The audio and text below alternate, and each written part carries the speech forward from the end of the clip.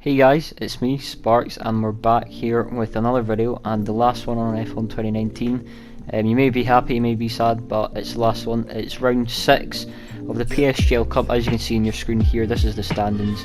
We can get S2V at the moment with a very good result, but time will tell, obviously, in the race, but we're pretty confident we could nab it off them. Danny will be quick, as always.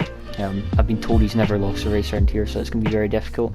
However, going into qualifying, it was a full drive race and quali. Loading the setup. Last race, as I said, on this game, so we really want to make it a big one. But as usual, just doing the toes, waiting for Matthew to come up behind me, aka Blizzard. Yeah, you really want to give a toe up this big straight, as it can gain you up to 2 tenths maybe if you perfect it. So I give him a toe as I'm starting my lap, and we'll see what he can do.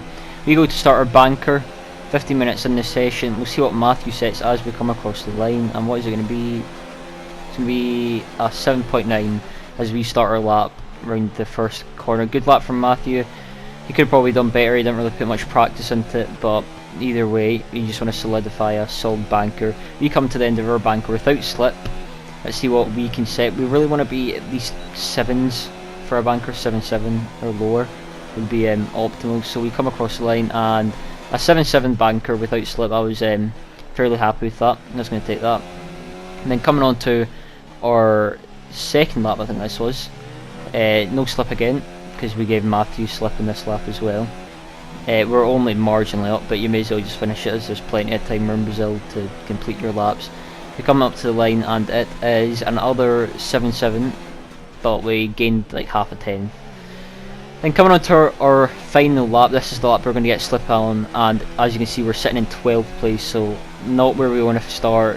The midfield is awful in events like these, so we really want to get up there, up probably top 5, top 6 I was looking for. So coming into the first corner, you really want to brake late, try not lock up as you are turning and braking at the same time. Coming into the second one, you're really easy to invalidate, but you want to really maximise the curb usage there and really open up the next part of the track. Opening DRS, going into turn 4 at 200 miles an hour, brake just before the 50, 75-ish. You really want to let that curb on the inside drag you into the corner.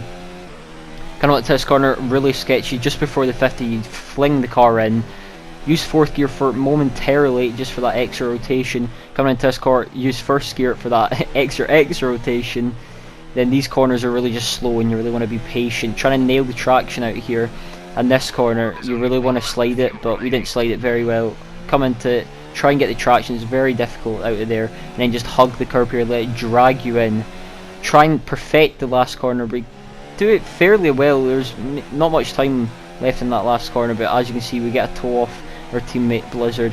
He probably could have been a little closer, would have gained us more time, but nevertheless we do gain about a 10th off this toe, and we come up to the line. What is it going to be? It is a 1 minute 7.4, so I was fairly happy with that lap. Got his 3rd place ahead of Jordan, but the session isn't over, so we'll see where we finish. And it is 3rd, so 3rd and 5th for CRG. That was quite a good qualification there. Danny on pole with a 0.1, which is just insane. He's insane lap from him. He got toe, but obviously it's still a crazy lap. Louis 2nd, me 3rd, and Blizzard 5th, of course. We've got VRT Jordan Polska behind us. We want to try and gang up on him a bit and get by him, but we just kind of want to get through lap 1 without getting damaged. Here we are sitting on the grid, put our front wing down just because we don't want too much turn in the race. It's a soft to medium. Mediums can last forever, softs can last forever. You could probably take softs to lap 23, 25 if you really wanted to, but obviously it's not the quickest way. Just messing about with the setup here, putting the front brake bias up as rear tyres. You don't want to be locking them in the race. And I was about to start with 38.5 laps of fuel, but we bumped it up a bit, as I remembered round here the fuel usage is just ridiculous, even if you're in a train. I don't know why, but it always is. But yeah, formation lap started and ended fairly quickly there. But 5 red lights for the last race in 2019. And it's lights out, and we get a fairly decent start to Louis, who is on a pad, who usually gets better starts. We just try and hold our position here. We've got Jordan on our inside, so we need to leave space just a bit there. We try not cut the track too much and get a warning, and we get away cleanly, but will Jordan try and sneak one up the inside of turn 4? No DRS as it is lap 1. We sit in behind Louis, Jordan thinks smarter about it and doesn't go for the move. So it's been a good first lap so far. Just really kept our nose out of everything, and we just kind of want to sit here for the first stint and save fuel. But coming on to lap 4 it is now. Louis really has found his pace. 10.5 in lap 4, which isn't awful, but yeah, Louis was very quick. Same with Danny. Louis pit last lap on lap 10, so that first stint was fairly boring, so I just split it all out.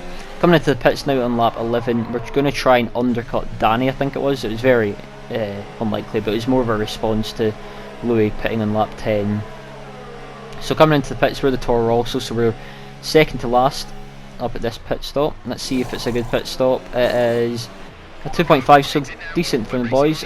Jordan Polska got held, which is very good. This gives us a chance to really pull a gap on him while he doesn't have DRS, and really stretch your legs.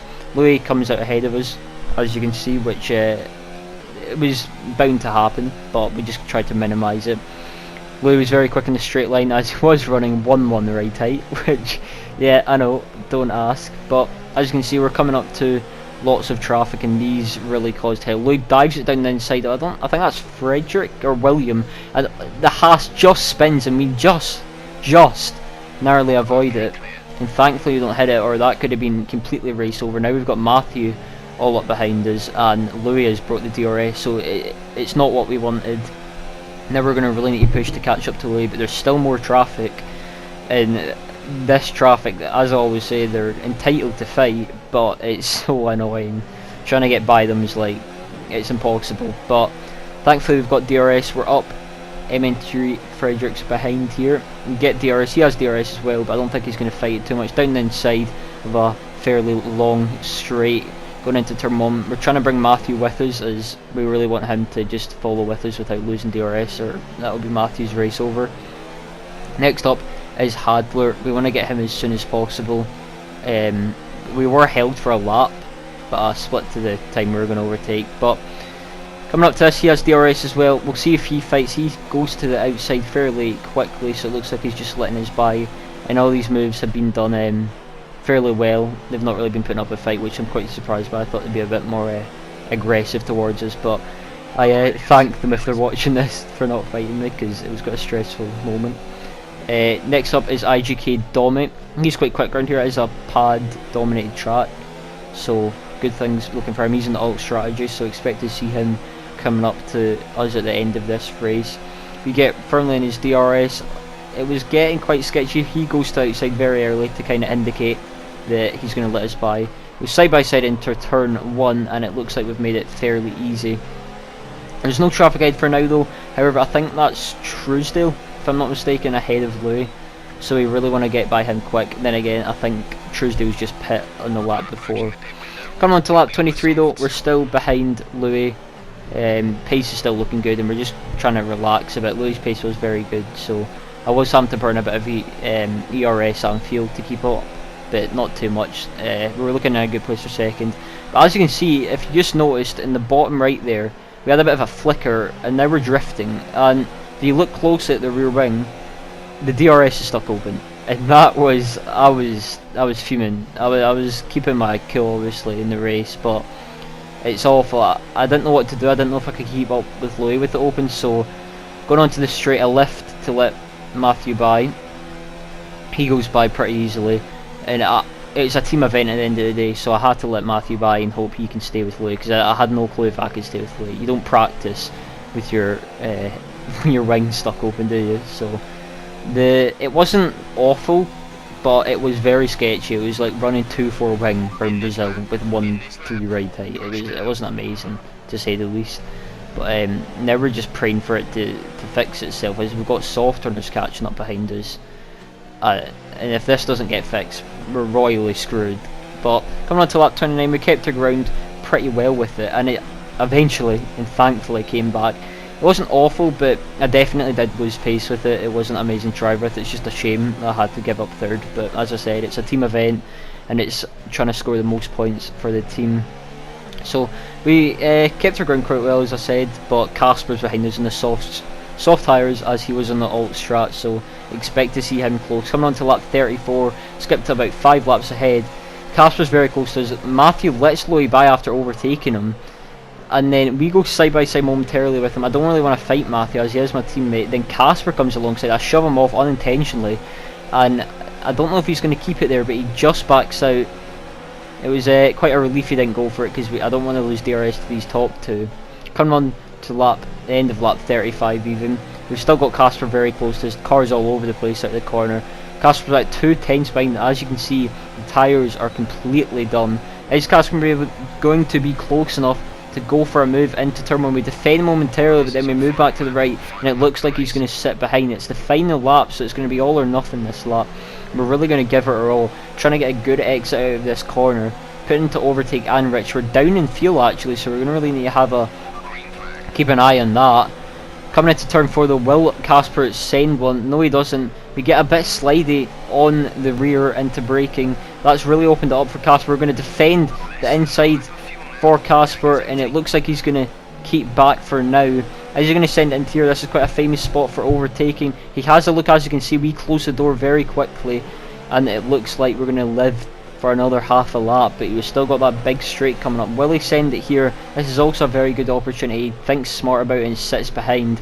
We've got Matthew in front of us trying to get Louis for second place. Coming into the last corner, it's crucial that we get a good exit. Trying to open it up as best as possible, not letting the car slide. We get on the power very early, and it was a very good exit for our standards of tyres. We've still got DRS off Matthew. Casper has DRS, and as you can see in the bottom right, we're on -5 fuel, so this is going to be very close. He's going to come up to us, and it looks like we're just going to get it on the last lap. Very intense there. I didn't realise I was on no fuel pretty much at the end there, but I was very lucky he didn't get me. I don't know how he didn't get me, but as you can see, Danny won. Well done to Danny. We got 3rd and 4th. It's a shame I couldn't end in a podium because of that. Not taking anything away from Matthew, of course, but would have been nice, of course. But last race in this game, it's been a very good game for me. I've really made improvements, really found my feet, and it's pretty much where I've really shown what I can do. But as you can see, Danny won. Well done to Danny, well done to Louis, and well done to Matthew for the race. Hopefully you'll see me in the near future with maybe a few F1 2020 videos in leagues. Will be starting up in a month or so. So I hope you guys enjoyed the video. Let me know in the comments if you liked it. Be appreciated if you give it a like, and I'll see you all guys in the next one, whenever that will be. Bye.